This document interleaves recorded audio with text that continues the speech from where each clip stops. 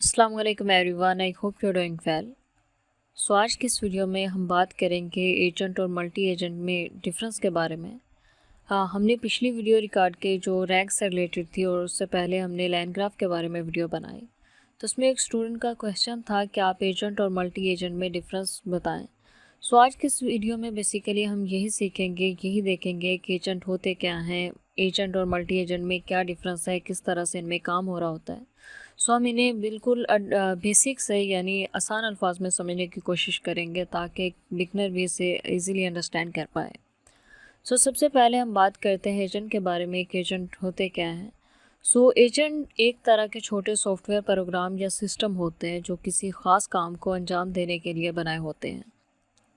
Agent का काम ये होता है कि वो अपने आसपास के इन्वायरमेंट से इंफॉर्मेशन या डेटा ले, उसे प्रोसेस करे और फिर कुछ स्पेसिफिक एक्शन या काम करे। अगर हम इसे एक एग्जांपल से समझने की कोशिश करें तो जस्ट इमेजिन कि अगर आपके पास एक रोबोट हो जो सिर्फ ये काम करता हो कि घर में साफ़ सफाई करे। ये रोबोट सेंसर की मदद से देख सकता है कि कहाँ गंदगी है और कहाँ साफ़ है, और फिर वो उसी हिसाब से क्लीनिंग स्टार्ट करेगा। सो ये जो रोबोट है, ये रोबोट अपने आप सोचने और फैसला करने के लिए प्रोग्राम किया गया है, और इस वजह से इसे हम एक एजेंट कहते हैं। अगर हम इसको एक और एग्जांपल से समझने की कोशिश करें तो गूगल असिस्टेंट को लीजिए। जब आप पूछते हैं कि आज मौसम कैसा है, तो गूगल असिस्टेंट या एजेंट अपने इन्वायरमेंट से डाटा इकट्ठा करता है, जैसे मौसम का डाटा, फिर आपको करेक्ट आंसर प्रोवाइड करता है। सो ये काम होता है एजेंट का, और इसे हम एजेंट कहते हैं। सो अब हम बात करते हैं मल्टी एजेंट के बारे में। अब सोचिए कि अगर एक एजेंट से ज़्यादा एजेंट मिलकर कोई काम अंजाम दें तो इसे हम कहते हैं मल्टी एजेंट सिस्टम। मतलब मल्टी एजेंट सिस्टम वो होते हैं जिसमें कोई एजेंट मिलकर एक बड़े या कॉम्प्लेक्स काम सॉल्व कर सके। ये एजेंट्स आपस में कोऑर्डिनेट करते हैं, मतलब एक दूसरे से कम्युनिकेशन करते हैं और मिलकर काम करते हैं। अगर हम इसे भी एक एग्जांपल से समझने की कोशिश करें तो आप इजीली अंडरस्टैंड कर पाएंगे कि वो ये एग्जांपल के एक ट्रैफिक मैनेजमेंट सिस्टम को ही लीजिए।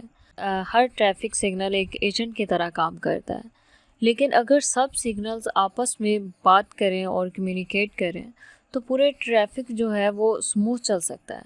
हर सिग्नल को ये समझ में आता है कि कब ग्रीन होना है और कब रेड, ताकि ट्रैफिक स्मूथली और सेफ तरीके से मूव कर सके।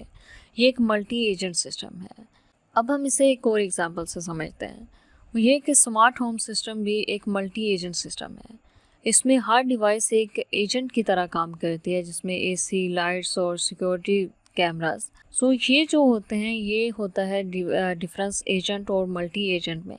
यानी जब कोई एक काम हो रहा हो तो उसे हम एजेंट बोलते हैं। जब बहुत सारे एजेंट आपस में मिल के कोई काम करते हैं तो उसे हम कहते हैं मल्टी एजेंट।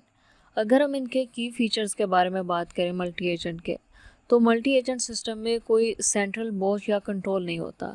हर एजेंट अपना काम अपने तरीके से करता है और सिस्टम मिलकर काम करते हैं। इसी तरह से एजेंट आपस में मिलकर काम करते हैं, यानी ये आपस में बात करते हैं, डेटा शेयर करते हैं, ताकि जो काम है वो इफ़ेक्टिवली अंजाम दिया जा सके। इसी तरह से हर एजेंट अपने फैसले खुद लेता है और अपने इन्वायरमेंट के मुताबिक काम करता है। जैसे हर ट्रैफिक लाइट अपने टाइम पर अपने फैसला करती है। सो ये थे इसके कुछ की फीचर्स। अगर हम इसके बेनिफिट्स और यूज़ केसेस के बारे में भी बात कर लें तो multi agent system complex problem को फास्ट और इफ़ेक्टिवली सॉल्व कर सकता है। इसी तरह से ये इसमें स्केलेबिलिटी होती है, यानी आप एक सिस्टम में एजेंट्स ऐड या कम कर सकते हैं बिना किसी मुश्किलात के।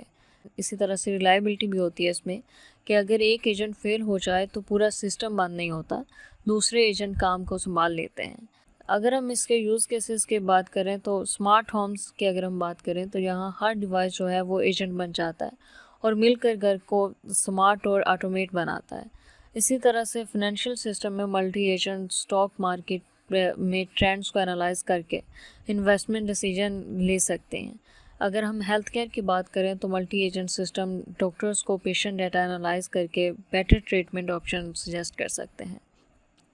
सो ये था इनका डिफरेंस। आई होप कि ये वीडियो आपके लिए हेल्पफुल होगी और आपको अब इनकी समझ आ गई होगी कि इनमें डिफरेंस क्या है और किस तरह से इसमें काम हो रहा होता है। अब आप इजीली ये समझ पाएंगे कि एजेंट और मल्टी एजेंट में क्या डिफरेंस है।